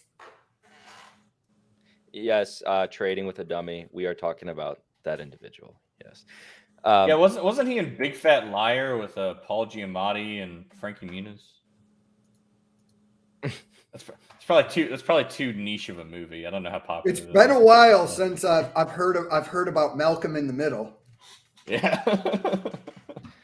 Who was accusing Chris Norland of being racist? Yeah. Julius, Yeah, I was watching why they accused him of being racist. I looked into that. I didn't get that part. I think he was going after white guys too much. I think that's I watched my first ever Chris Norland video, and I've never seen the guy before, and he's like, now I know a lot of people say I'm racist, but I'm not. I was like, what? I still don't know where that came from. Yeah. Yeah, I met him because of Chris's video. I think my third wife is cheating on me now. But why did he go after you guys is the real question. He's kind of one of those guys that just does his own thing. Why did he just randomly insert himself instead of Who are we talking about? Chris. I think so. Chris Norland? Chris. Yeah, like, he just randomly goes after you guys. I'm like, where did this come from? Well, it's because we're getting bigger. That's why. Yeah, because I feel like we all kind of do the same thing. I have no So like, why go after us? Because we I all think kind it's of do the just same. Kevin thing. was on, so we could. I don't know. Yeah, it just gave him. I don't get why. But I don't get is why bad investors go after bad investors, or they say they're bad investors. So, Well, no. they're I trying think to that exploit. there should be discourse in terms of disagreement. Like there's like a difference, right? So I say I like a stock, and then everyone is within the right, subs included, in comments. That's what it's all for. It's like, okay, tell me I'm missing this, I'm missing that. That's doing me a favor, right? So that's not going after. Well, I know what you're talking about. I know the meaning behind what you said, Yeah. Alex. So sorry about that. But Yeah, you like mean Jeremy's a value investor, and we go after him. oh, please don't bring us back to everything money. No. We're done with everything money. We're done. I with mean, everything. Please. Don't like that. But yeah, so then there's the Tom stuff being brought up. I mean, if SS, I love how that's like, his abbreviation, but why is that his abbreviation? Wait, why is that his abbreviation? Oh, yeah, that's right. Pug nasty. But Tom Nash is a Russian spy. Well, okay, I'll comment this very vaguely. There is a specific thing that can be found actually that is of someone's interest in I'm not going to even say which one because I actually found it because I had a memory of it in a certain person's channel. This information actually can be found. I won't even say whose because that will lead them on the chase. So I think I know who you're talking about. Yeah. So there is information on that individual that person, you see, I'm being very vague. That person, SS, wishes to acquire, and it actually can be found, and it is still there, out there somewhere on someone's channel. But I will not assist you in terms of finding that information. But yes, it's still out there. We are speaking in like 5 layers of code yes, right now. That's on purpose. That's because I literally don't want to help. So exactly. if I was in one layer of code, I have to be the first one to expose it, not him. Yeah, but if SS makes a video, then that gives me material to copy so I can piss him off. No, Joey, Oh, I thought SS was Stathis. no. You know, No, guys Stathis so out of is the the loop. Reichsmarshal. I thought it was That's a too Nazi on the joke. nose. That's like that joke would Yeah. be too on the nose. Okay, I get it now. I get it. Yeah. I'm back in the loop. It's not even a joke, actually. It's just the initials of the individual. Do you think Reichsmarshal's too on the nose? Yeah. No, it's subtle. That reminds me of my. That reminds me of somebody. I'm not going to name names, but somebody I know in real life. They were like, yeah, I found out a funny name from Mark Zuckerberg, Mark Juberg. I was like, that what? Zuckerberg's already like a super Jewish name, so it doesn't even. Oh, funny. I got to ask this question. What do you think of the controversy where Instagrammers are getting mad because the old Zuck is trying to turn Instagram into TikTok? Oh yeah, the I'm new. so update. glad Have you seen brought it? that up because you're right. You'll have to fill me in. I don't know anything about So if you like, you can even look at YouTube now. They want you to do these shorts because they want to compete with TikTok. So Instagram is now introducing a video feature, and I'm like sitting there going, people get used to a product. They don't want you to change it. People don't come to YouTube to At watch least not short too videos, much. you know? And so you're trying to turn this stuff into something it's not, and it's going to hurt the bottom line, in my opinion. Yeah, they're basically doing what they did to Snapchat. They're copying TikTok. That's literally what they're doing. And their users don't like it. I actually don't like it. Instagram's really the only social media I actually use, and I don't like it. So I'm there with you. I wanted to kind of ask you guys a question if you guys wanted to answer, because one of the Strongman subs is asking. It's about HPQ. What do you guys think about it? I think, I sold it. Sold it? yeah, I think I don't it's really a, think about that. I think it I just, did. I think HPQ is like any stock. I think it's decent, but the question is, does it have a place in your portfolio? I personally don't think the gains from HPQ are going to outpace, again, a low-cost index fund. So I don't really see the point. Well, Buffett buying it gave me the gains I wanted. I was like, all right, I'm up 30, 40%, whatever. Yeah, I mean, yeah, that's smart. But, you know, I don't know. That's just my opinion on it. Yeah, the sub wanted your guys' opinion because he apparently already knew mine. So I've spent days scrolling through YouTube Shorts lately. I don't know why, and because I keep trying to find like one funny video, and you have to go through like 30 to get one video that's remotely funny. Let me get yours, Cole. Yeah, exactly. No, not you mine. watch too much YouTube. It's amazing how bad YouTube You watch Shorts way are. too much YouTube. It's almost Yeah, the shorts are making YouTube terrible. Mhm. It's like it comes up in my feed and I go, listen, dude, I don't want to watch somebody lip sync or do a stupid dance. It's You just don't like not when the part hot of my chicks day. like shake their boobies and stuff? yeah. And vertical videos usually it's really crappy too. Yeah, but they help you gain subscribers. Well, in my soccer channel, I use them a lot. So probably you can monetize them, but You actually, I have made like 10 cents from shorts. Like you don't really get any money, but you do get like pissant money. They're not completely different. Yeah. But YouTube lets you monetize them. I don't know why, but I don't know if you can get money out of them. It's weird. So you can't monetize your shorts Yeah. from your cell phone. You actually have to go into your freaking channel Yeah, and yeah, monetize it that's that way. sucks. Because they Yeah, I want was you to in- forget about it. They want you to forget. I was in the that- office and I uploaded a video and a short actually. I couldn't monetize it till I got to my home, and that's why because I had. Hey guys, put In the up meantime. Best to Detroit. I think he's joking. That's got to be a joke. Send, Okay. email me a screenshot and I'll Yeah, right. Okay, like I would love it if he came after me because all it would do was blow my channel up. Go. What's for he gonna it. say? Honestly, Oh, I hope he does. Intel, he lost $25 on Intel. What a moron! Baba. That dude puts 95% of his money in low-cost index funds. Who does that? Hey, have you watched? Well, you probably have these guys. Mike, you know who? He said that he has very similar approach as you with Chinese stocks. Have you seen some of his? I don't like his videos obviously, but Who is this? The right Mike. Smash. Yeah, the right smash. I don't really watch a lot of that guy because, quite frankly, just even his voice makes me angry. He sucks. Yeah, but I don't know why YouTube shows me his videos all the time. I don't know because I probably search a lot for Chris. Because you watched him. He's that no, because Chris, I always in the search tool I put Chris all the time just to see if he uploads any videos, and probably they are related because this guy is always talking about Chris and saying he's crap, whatever.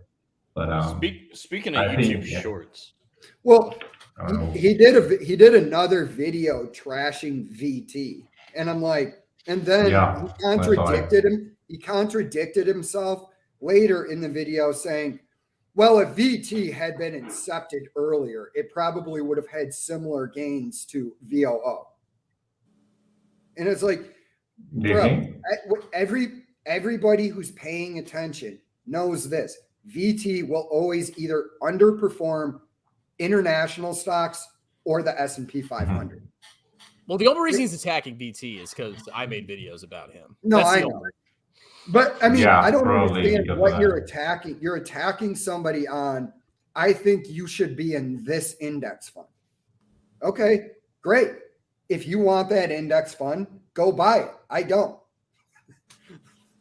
But he doesn't get it. He's looking at past performances, not what Chris is saying is that BT has a better possibility to gain more money in the future compared to IBV, VO, whatever. So he's talking about things. Yeah, he doesn't. He's just saying that so he can expose me as a grifter because I have a clean past. Like I've never committed a crime besides a speeding ticket. I don't lie about my credentials. I don't hide my name. I have 5% of my portfolio in individual stocks. I'm very clear about that. What can he possibly go after me for? Oh, you have a Robinhood link in your description. Yeah, bitch, I'm leaving that there just to piss you off. Well, that's all he got. Well, dude, but how did that beef start? Like, how did that start? He went after me. He did a video where he said I was a grifter. Okay. So I responded. I'm like, okay, you're a freaking fascist. And ever since then, he started going, man. He has 10, 12 videos dedicated just to me. Yeah, he's been going after you. Is he still threatening to sue you? He hasn't said anything recently, but because I freaking owned him. He's like, oh, he's like strongman slandering me and making up lies about me. I don't ever advertise on my channel, my business, and I'm not an anti-Semite. And I literally showed footage from his website and footage from his channel where he advertises his channels. He's freaking lying. Of course he is. And you're forgetting something very important. He says he's the greatest investor of all time, or something like that. Yeah, he predicted. He was the first one to predict the 2008 crash too. Yeah, that's right. He predicted the bottom to the day. To the day. You guys, I thought it was the hour. Oh my god, he's super insane. He's out there. Well, so, I mean, if you had predicted every major downturn even before you were born, you'd have a little bit of arrogance. Yeah, especially if people kept banning your books about it. Yeah. I mean, the guy just has to admit his whole thing is just weird. Like, he doesn't show his face. His website's got all these crazy claims on it. It's like at first impression, it looks like a scam. Well, like, how can you trust somebody like that? Well, my problem is he tries to take a lot of things that you say and then take them out of context. Like, he did a video where he was talking about how Jack Bogle hated international stocks. Okay, good for Jack Bogle. Yeah, I don't care. It's like just because, I would freely admit Jack Bogle is probably the most important person in the field of investing. But that doesn't mean if I wasn't sitting there talking to him and I go, well, one of the reasons why I just made VT part of my core investment philosophy is because international and US go in cycles. He probably wouldn't really have that much to say negative. He might say, I don't think you need it, but your money is secure. Yeah, he's just mad that I literally found all the crap on his website and, basically showed that his whole channel's purpose is to funnel people into his website. Because he blatantly lied about not advertising his business. There's all sorts of advertisements for his business on his website. Of course, he wants you to sign up and pay him $1,000 for an hour consultation. It's clear to me. Well, when he was saying, yeah, the best minds in Wall Street call for my consultation, I'm like, yeah, I picture Bill Ackman ringing you up in Thailand. Like, hey, Mike, this is Bill here. I was thinking about going in on Netflix. Is that a good idea or a bad idea? Do it. Yeah, and Bill Ackman was like, yeah, the $1,000 is starting to get kind of steep. Can I get a discount? Yeah, and then like right after that, he takes a phone call from Warren Buffett, and Mike just goes, "You made most of your gains in the 60s, 70s, and 80s when it was easy." Like, dude, get out of here, man. Like, yeah, Warren Buffett didn't predict 2008. So. Well, he actually brought up how Berkshire Hathaway has underperformed the S&P for the past 14 years. And I go, okay, well, you can subtract the whole, we could get into the quantitative easing and the effects on the S&P 500, but it comes down to Warren Buffett's company has grown so large now that it's really difficult to move the needle on that. So it becomes, this is something we've talked about when you're talking about your growth rates for a company like Microsoft or Apple. As that company becomes bigger, it becomes harder and harder to grow. So what I'm basically saying is, I bet you if Warren Buffett started over again today with like $1 million, I think he would crush the market just like he did when he was younger. Because he'd buy Palantir. Yeah, exactly. He would have YOLO'd all of his money into Palantir at the current prices to 50x his money. Yeah. With leverage. No, because he has a process and a system. Actually, Warren Buffett's always struck me as like a Forex kind of guy. Yeah, he talks about that in his books. Yeah. use 100x leverage on Forex. Hey, can you pull up Best of Detroit's comment? Because I actually think we should talk about this. Oh. Cool. Oh, old SS. I think Scott's like, is he like 31? I don't know who this is. I think he's older than that. This person is nameless. Yeah. I was wondering that Best of Detroit. Do you guys know how old is these guys Scott? I think I know Chris Norland is 40. 40s or 50. Really? No, 50. Yeah, he's 40. He said it. 60. He said in the video. He's 40. Dude, that guy's. What I really want to get from that guy is his skin treatment. Okay, I know. Like, bro, stop commenting on the videos. What are you doing to look so ageless, bro? Bob Smith apparently warned you guys, but you guys didn't listen. What did he warn us? He was 100% right. Well, it's really on me. They already knew. I was the one that was somewhat cordial with them. Yeah, Scott came to all my videos and he was like, great video, Cole. Loved it. And I was like, oh, nice guy. Who? I'm pretty sure. Like, are you talking about dog food? Yeah. Dog man. Yeah. Some individuals, I would say.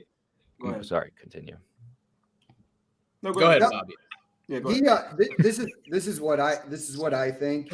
I just think he saw that the grifter slayer thing was taken off, and he had been a old school crypto grifter slayer, and I just think that it is what it is, man. He came in and he just turned out to be a not nice person. I mean, there was literally a part of your stream, Strongman, where he said something that was very telling. I was like surprised you didn't go a little deeper into it when he said it, but something about 2021. Guys, when someone speaks, you have to listen to what they're saying. I'm slow. I'm too focused on staring at my own picture. Yeah. So, it was something to the effect of 2021. No one was going after these because you asked, you know, I've been going after these guys since, you know, last year, even like I don't know how far back, but you said something to that effect. And then he responded by saying, well, in 2021, all the stocks were going up, and, you know, there was, you know, you would be criticizing them with stocks going up. He said something to that effect. I have the timestamp, and it's good that it's on your channel, so the video can't go down. Right? Bro, I called out Meet Kevin in 2020 for having a terrible portfolio. My point exactly. You guys did that then, and so he said something to that effect, that the stocks were up, so there wasn't much to criticize. Paraphrasing, so it's not exactly what he said, but that's so true though. All of 2021, if you criticized any of these people, they'd be like, "Oh yeah, well they're beating the market, dumbass." And then stocks fall, and so you're finally like right. And so, but instead of admitting you're right, the same people just go like, "Oh, it's easy to call them out when their stocks are down." So last time I'm going to do this. Yeah. Last time I'm going to do this. Or you, gosh, it's so bad. Or you're like everything money, and your stocks still fall. Yeah. A lot too. Sorry. Last time. Did y'all see that Instagram post from Scott where he said, "Just spent the night with my girlfriend"? It was just a picture Stop of his using hand. that name. Say poo or something. Cole. That was a funny But- joke. No, yeah. So when's Dog Walker's channel gonna die? Because I noticed he's not posting as many videos anymore. Dude, he's up like 1,000 subs. It's kind of suspicious. No, he's not. But Well, I mean, weird, he's man. got He nothing to changes talk a lot about. of The whole things. Meet Kevin thing is blowing over. I mean, Well, yeah, what I else just- is there to talk about? Yeah, like I mean, this is just my opinion on it. Like I said earlier, I'm actually bored of now just making videos where I call, you know, it's been done. It's there. I called them out. There's other stuff I would rather talk about. And yeah, I'll probably do a reaction to Larry Jones, but you know, Be careful. He responds. What more needs to be said about financial education that hasn't been said? But Yeah, dude, my Jeremy videos get the most views. Like if I want a lot of views, I just make a Jeremy video. Even more than Kevin. In my opinion, Jay, we shouldn't stop saying the basic stuff because there's a lot of new guys entering the stock market and they don't know a lot of the basic principles of the matter of the subject. So we need to keep doing that, at least in some videos. I know doesn't sell as much. I'm not going to probably stop, but it's probably going to go down because now that I'm on this new schedule, I feel a lot better. So I'm going to start doing more rants and just looking at more individual stocks, but I'll probably still do some reaction. But like I said, here's the thing about Meet Kevin. Everything about Meet Kevin that needs to be said has been said. Yeah, I agree with you. I'm something new happened. Yeah, for sure. Fabio's got a weird look. What's that look? Echoes, can you very briefly fill me in? I heard you talking about your favorite YouTuber last night. What's his name? Tate something? What's his name? Oh God. Go me, because I keep hearing this guy's name. I keep seeing his videos. You're not about to give me. What's his full name though? It's Andrew Tate. Andrew Tate. Yeah. What is this true? I read one comment about this somewhere. Somebody said that like he'll pay you if you like make a channel and post clips of him and it gets enough views, like you get paid by him, and that's why everyone's posting clips of him. No. Is that not true? He has this Hustlers University thing. It's like an affiliate marketing thing. So if you post the link and people click on it, he will pay you $25 for like every person that like clicks on it and signs up. So it's like a referral link. But that's why YouTube's flooded with his. That's why YouTube's flooded with. Okay. Yes. I want to be a hustler. Yeah. It's smart, but really douchey and annoying. Well, that's why I have my Red Pill channel. Like, so I mean, I was just doing like, you know, clown videos on that channel, but I might actually start doing the same thing that I did with, you know, finance YouTubers on the Red Pill channel. Because like the grifting, the dating grift thing, that never ends. There's no like, you know, bull or bear markets. It's just constant Red Pill trash on the internet. Oh, dude. Well, the grifting thing I don't agree with, but the Red Pill philosophy I do. Yeah, but a lot of the guys Careful. are scammers. They're freaking Yeah, they're selling. A lot of those guys are selling. it's just a remarketing of when people were going around with whatever the ladies man thing that was going around in, like 2010. All that red pill is just a recycling of that, where they say a lot of times they say horrible crap about women, where it's like, dude, just get a job and be productive and you'll find a girlfriend. All right, I'm going to show you guys Thanks, my Jay. channel because you have to see this. All right. I want everybody to go subscribe to Strongman Red Pill Cheeks. You haven't uploaded in a month. I will. Divorce your wife the second she hits menopause and marry a younger woman. Your That's what fathers they will call hate you. the, Diagnosed with I didn't know cancer, you your had wife that will shit. abandon you. I read an interesting stat about that though. It's actually like I think like 80% of men leave their 80% of men leave their wife if they get cancer, but like most women stay with men if they get cancer. It's not really any follow up to that. More like a stat. It was a good joke, Cole. It wasn't a joke. That one was good. This channel is about exposing the dark, sinister heart of women. You can live your life as a blue pill beta. Two things. I love the community because I was just sent a very interesting, very old video of a certain person that shall be unnamed, like just now. Can you pull it up? So the one, no. This will be sent to you guys. Oh, you always tease Oh, me. okay. No. I'm not teasing you because You right tease the after community. I'll send it. You must Fabio's let got you must let the flirting world that- know. Fabio's got flirting down, man. He's like, we're not going to talk about it now, but I'm going to send you the video. he's Just smooth. intriguing you into his world. I have a bad tendency of that, by the way. But like, it's yeah. That my family would say to me, it's like because it's like I entice them to ask further. Like I'll say something that entices further questioning, but it's not like on purpose. It's just like, As they say in Venezuela, Fabio, two chickens in the bush is worth a cow in the mud field.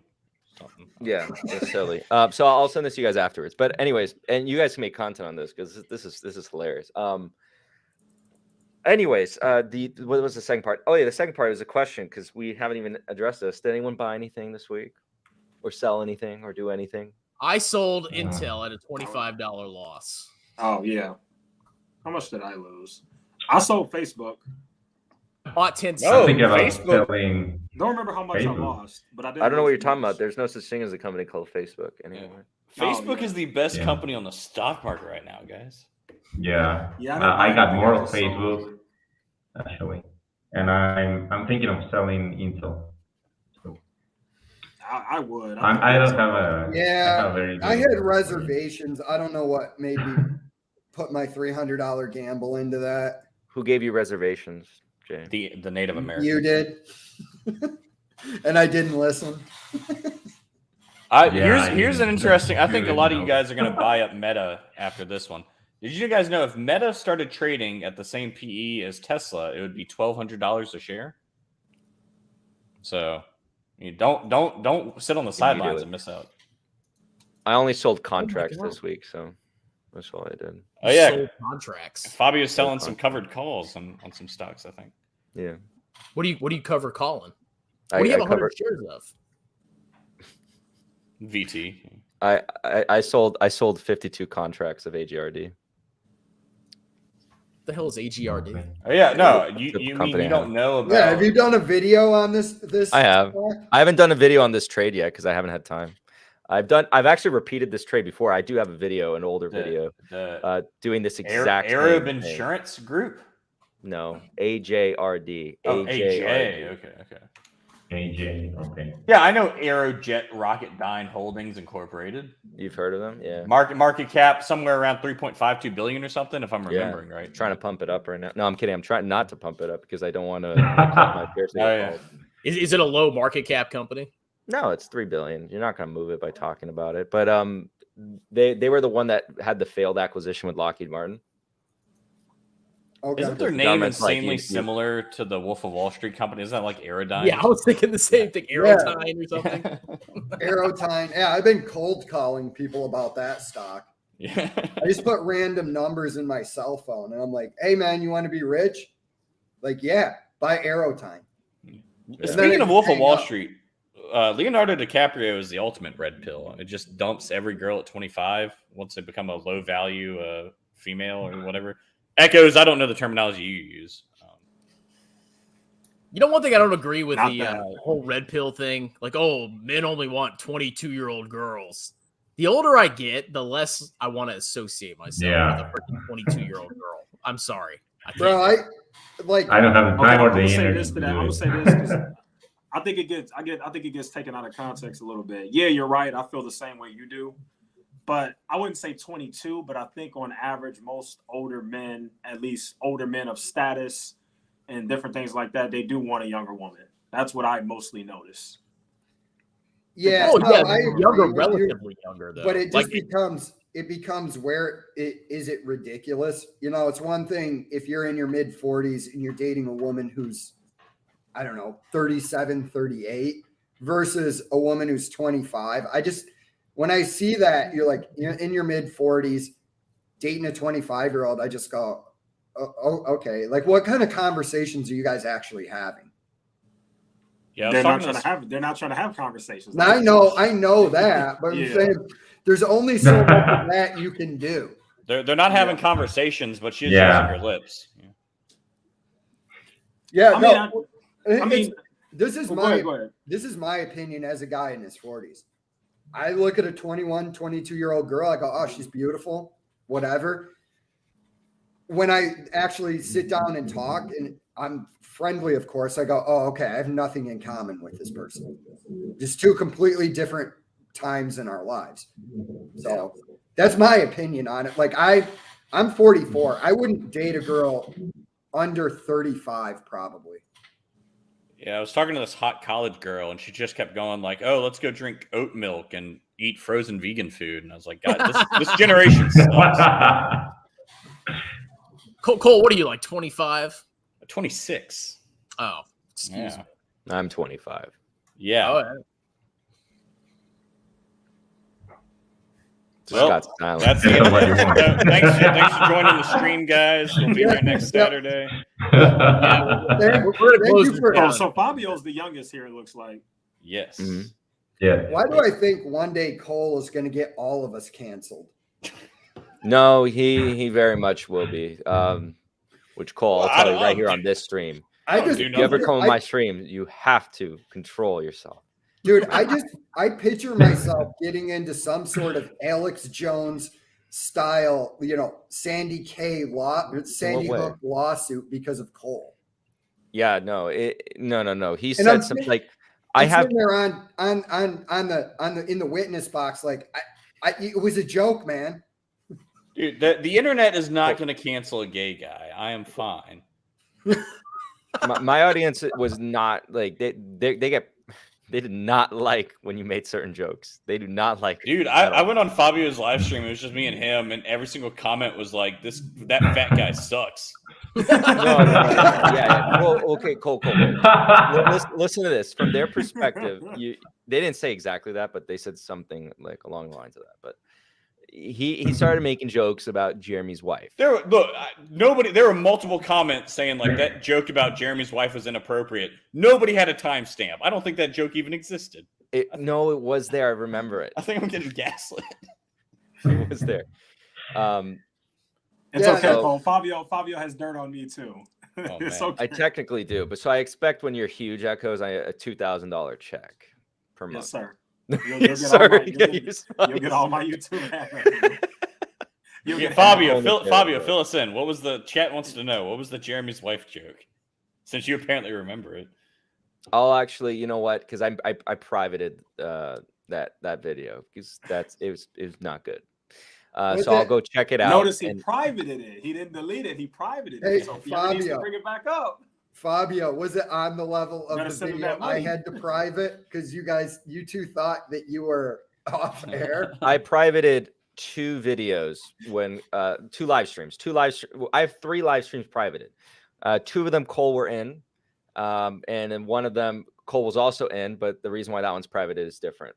Everyone probably knows which one that one is. But The two that Cole was privated, Cole was not responsible for one of those. All right. He kind of said some, but he was on the border. The one who caused that to go private. Wait, was that Nate? Nate. Yeah, Nate I remember now.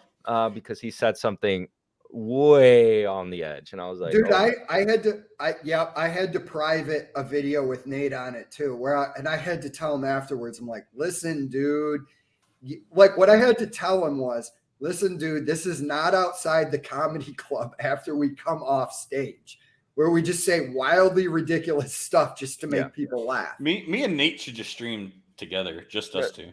Instant Oh, cancel. I want to see that. Cancel. A nuclear bomb. It would be a nuclear bomb on YouTube. Yeah. And he's lucky, like, my channel's really small. So, like, him saying something like that, you know. But the thing is, like, you know, he's going into service, you know, and some things that if he says it, and what if the channel does grow and people see that and they go, okay, Nate, you said this in the past, boom, gone. That's true. I want to point at that comment that's on the screen right now. Oh my gosh, that's amazing. That's dude. Whenever I try to deadlift, like my body, like it's falling out of one hand, the other one's got it. So. Jesus, Cole, I wonder what exercises you're doing to get that kind of. well, it's going down a good bit because I think Diamond Hand stopped posting. So, but did she stop posting? I don't know. No, she does. Her channel she posts about like random crap now. What is she? Oh, at least she stopped talking about crypto. Let me see. She'll go back to crypto to get the views. Trust me, because her views are going down. Dude, I think there's they are. Everything else she's talking about doesn't get any views anymore. Dude, I think there's going to be a second cycle in crypto before this whole thing just goes away. Ethereum's up like 50% this month. Yeah, I didn't actually know that, but I just think what's going to happen is true? Well, I mean, it was down to like 1,000, and it's back up to like 1,800 or something. Yeah, because people are retail's buying the dip. But if we head into a severe recession, like we're in a recession now, despite if you go by the definition. Yeah. But if we enter a severe recession, what do you think is going to happen with all the crypto people? They're going to. And crypto's never seen a recession before. Yeah, like this is the first time. Yeah. But yeah, I undersold it. It's seen some recessions over, you know, because if you look at Bitcoin, that started in like 2008 or 2009, but it just didn't have the profile that it has today. And, you know, if you look at who got burned in the Voyager debacle, it was all just inexperienced investors. So that tells me that's who's holding crypto right now. And, you know, people start losing their jobs, they're going to have to sell all that. All right, guys. Well, that's it. I'm going to cut the stream off. I have to go clean the house. I haven't done a stream in a long time. Yeah, you should do one today, Fabio. We need it. I want to hear your thoughts. I just happened to look up Diamond Hand's channel, and her newest video was "I won $1 billion." So I don't even know what that has to do. Really? He talked about that gives me an idea, man. I'm gonna do a video about what I would do with my lottery winnings if I had won that 1.3 billion. I'll give you a hint: 95% in low-cost index funds. BT. All right, Chris. Thanks for having us on. Thanks for tuning in. Cheers. Bye. I know I'm a grifter strong, man. You could lick your hand and smack me in the nutsack. Thank God for Tesla, my Esla, and you strong, man.